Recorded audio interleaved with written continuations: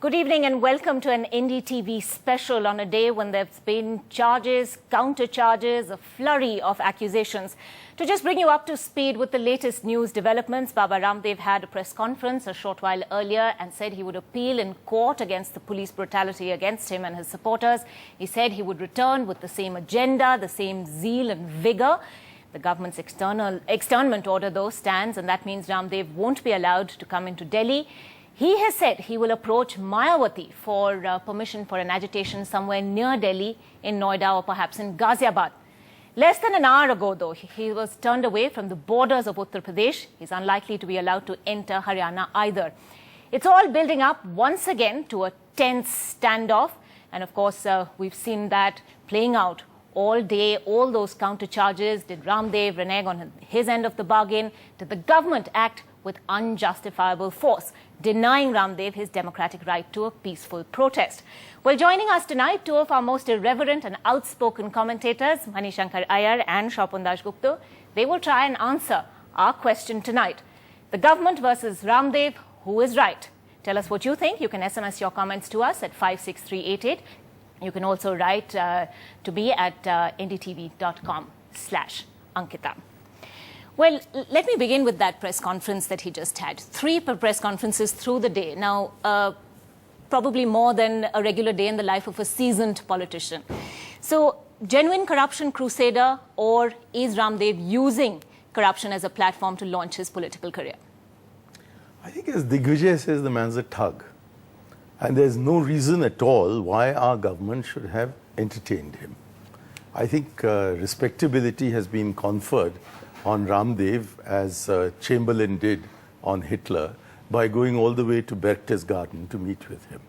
And therefore, I don't think we should have met him at the airport unless there was some purpose which has still not become public.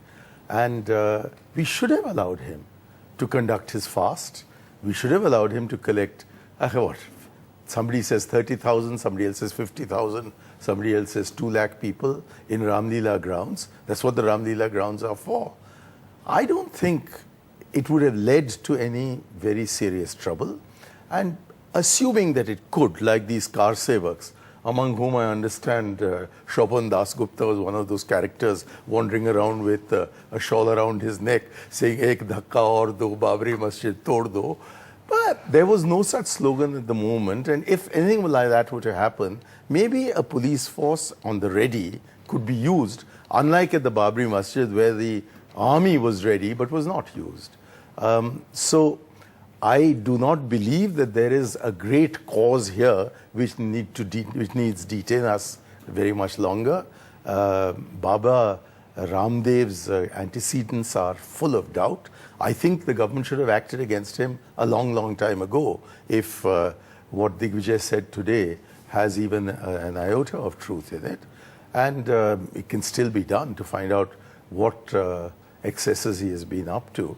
But I don't think it serves any national purpose to accord legitimacy to a man whose very demands show a level of illiteracy in governance that is deplorable in any individual who has political ambitions. Well, I think what's reassuring today is that for the first time we've actually had a historical analogy which goes beyond the emergency and Jallianwala Bagh, at least to an abstruse comparison between Neville Chamberlain and this. The interesting thing about Neville Chamberlain's visit to Hitler's Bavarian Hill resort was that he first mistook the butler for Hitler.